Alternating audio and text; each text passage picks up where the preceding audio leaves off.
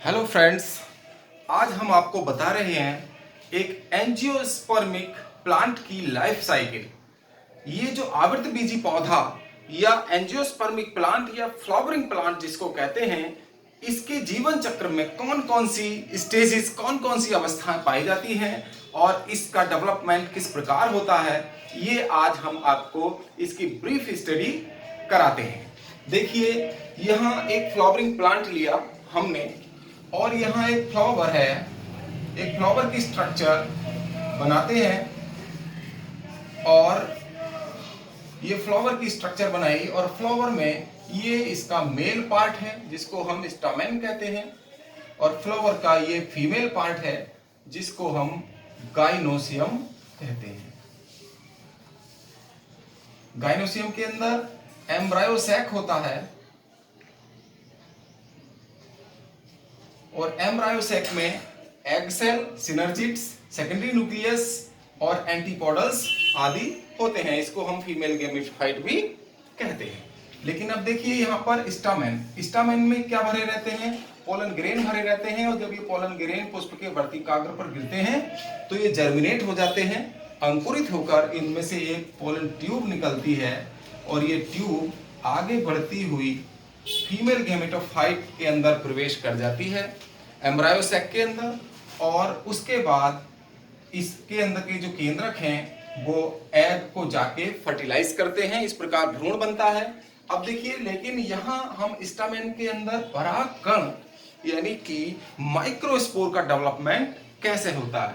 ये जो male part है जिसको हम एंड्रोसियम कह रहे हैं, एंड्रोसियम का जो एक भाग है, एक भाग को हम स्टामेन कहते हैं और स्टामेन के जो हेड होता है, ये जो कोष बन रहे हैं, इनको हम एंथर सैक कहते हैं।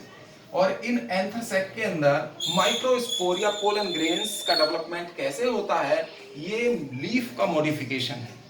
इसका जो प्रारंभिक एंथर सैक है, इसकी हाइपोडर्मल सेल, प्रारंभिक एंथर सैक की हाइपोडर्मल सेल अलग बिहेव करके स्पोरोजीनस सेल बना देती है। स्पोरोजीनस सेल बनेगी और स्पोरोजीनस सेल से स्पोर मदर सेल बनेंगी। स्पोर मदर सेल यानी बीजाणु जनक मात्र कोशा, बीजाणु मात्र कोशा बनेगी। और इसको अगर हम स्पोर मदर सेल ना कह करके अगर हम माइक्रोस्पोर मदर सेल कहें तो ज्यादा बेहतर होगा, क्योंकि हम माइक्रोस्पोर का डेवलपमेंट दिखा रहे हैं। यानी नर युग्मक कैसे बनेंगे, मेल गैमीट कैसे बनेंगे, ये दिखा रहे हैं। तो मेगास्पोर मदर सेल में फिर मियोसिस होता है, अर्धसूत्री विभाजन होता है, जिससे ये microspore mother cell pollen grains का निर्माण करती है। पोलन ग्रेन्स को ही हम माइक्रोस्पोर कहते हैं। देखिए, यहां माइक्रोस्पोर का निर्माण कैसे हुआ। जो एंथर सैक की स्पोरोजीनस सेल थी उससे माइक्रोस्पोर मदर सेल बनी। माइक्रोस्पोर मदर सेल में मियोसिस द्वारा, अर्धसूत्री विभाजन द्वारा माइक्रोस्पोर या पोलन ग्रेन बने। तो अब माइक्रोस्पोर मदर सेल बीजाणु जनक मात्र कोशा से, लघु बीजाणु मात्र कोशा से लघु बीजाणुओं का निर्माण, अर्थात माइक्रोस्पोर मदर सेल से माइक्रोस्पोर्स का बनना माइक्रोस्पोरोजेनेसिस कहलाता है। इसे हम लघु बीजाणु जनन भी कहते हैं।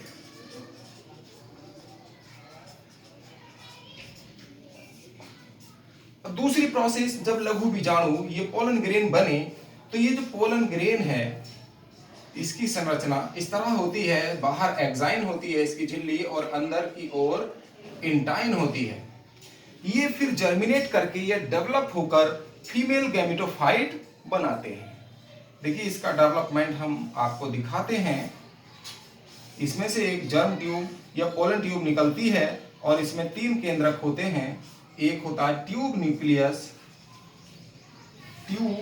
न्यूक्लियस और 2 होते हैं नर केंद्रक यानी कि मेल न्यूक्लियाई। दो नर केंद्रक होते हैं,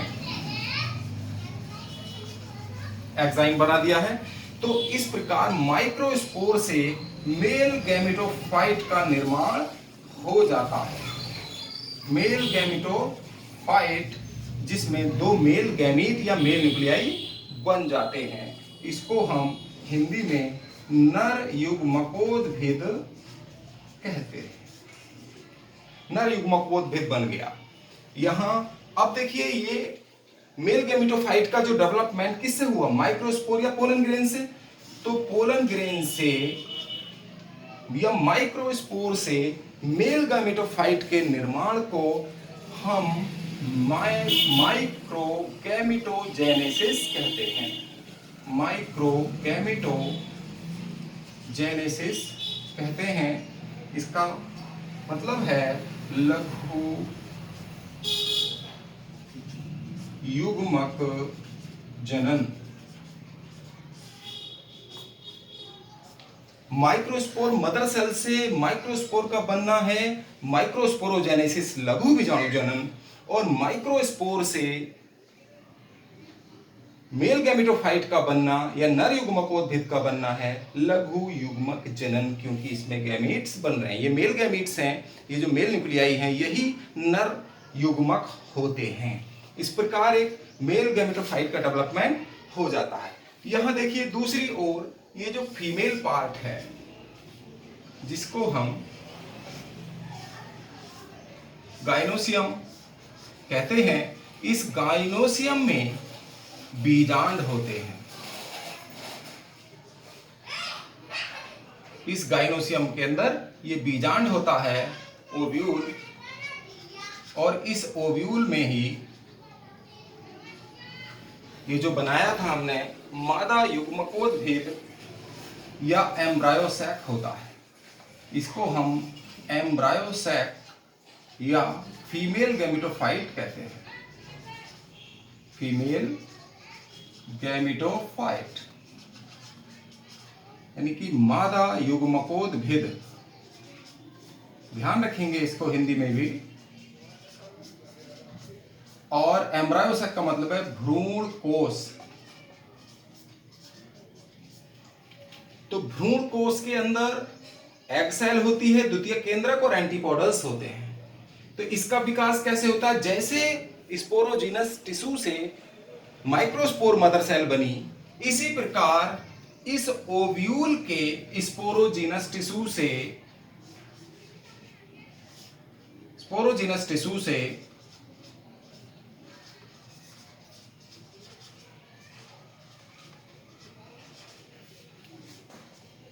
मेगास्पोर मदर सेल बनेगी। मेगास्पोर मदर सेल, इसको कहेंगे गुरु बीजाणु मात्रकोशा। अब गुरु बीजाणु मात्रकोशा में मियोसिस होगा और इसमें मियोसिस अर्धसूत्री विभाजन होने से मेगास्पोर बनते हैं। मेगास्पोर 4 बनेंगे, एक फंक्शनल होगा, ये 3 मेगास्पोर नष्ट हो जाएंगे और एक ही फंक्शनल मेगास्पोर बचता है। यही मेगास्पोर बना। तो मेगास्पोर मदर सेल से मेगास्पोर के निर्माण को हम मेगास्पोरोजेनेसिस कहते हैं।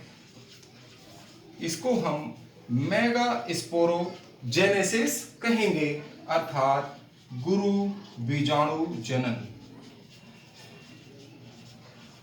यहां गुरु बीजाणु जनन हुआ कंप्लीट। अब गुरु बीजाणु के केंद्रक में 3 बार माइटोसिस होगा, पहला, दूसरा, तीसरा। पहले माइटोसिस से ये 2 भागों में बटेगा, फिर 2 केंद्रक बनेंगे और 2 केंद्रक में फिर दूसरा डिवीजन होगा, 4 केंद्रक बनेंगे और फिर 4 केंद्रक से तीसरा माइटोसिस होगा, फिर 8 केंद्रक वाला ये मेगास्पोर से एक एम्ब्रायोसैक या भ्रूण कोश बन जाता है। यहां माइक्रोपाइलर एंड की तरफ एग सेल और सिनर्जिड्स बन जाते हैं।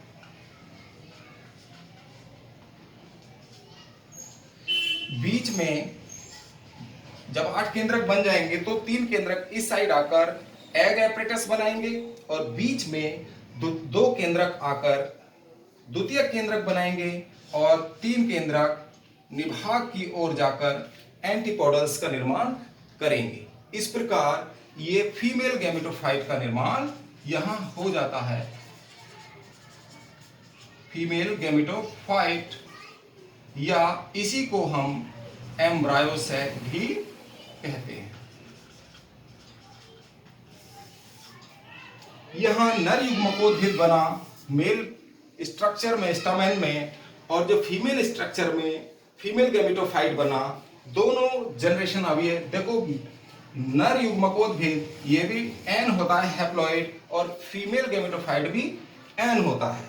इसके अंदर जितनी भी स्ट्रक्चर होंगी वो सब एन होंगी, हैप्लॉइड होंगी और इसमें जो मेल न्यूक्लियाई होंगे ये भी एन होंगी। दोनों हैप्लॉइड स्टेज आ जाती है।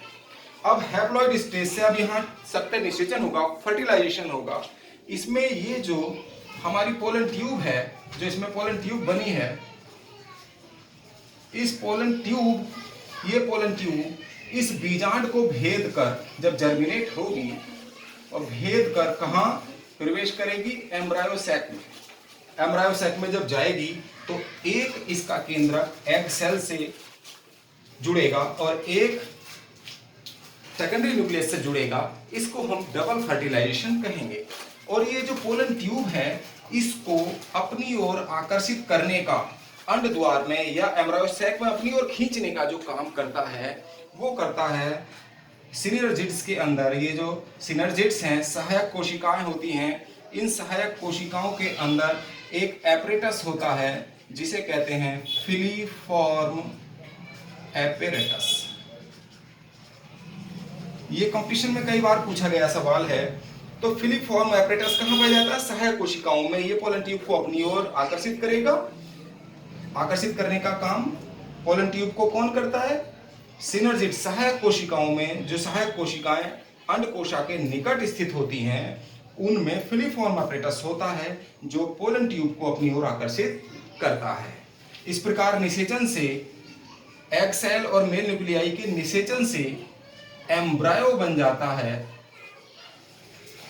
भ्रूण बन जाता है और भ्रूण से सीड बन जाता है, बीज, और ये फिर बीज जर्मिनेट होकर फिर से नए पौधे को जन्म देता है।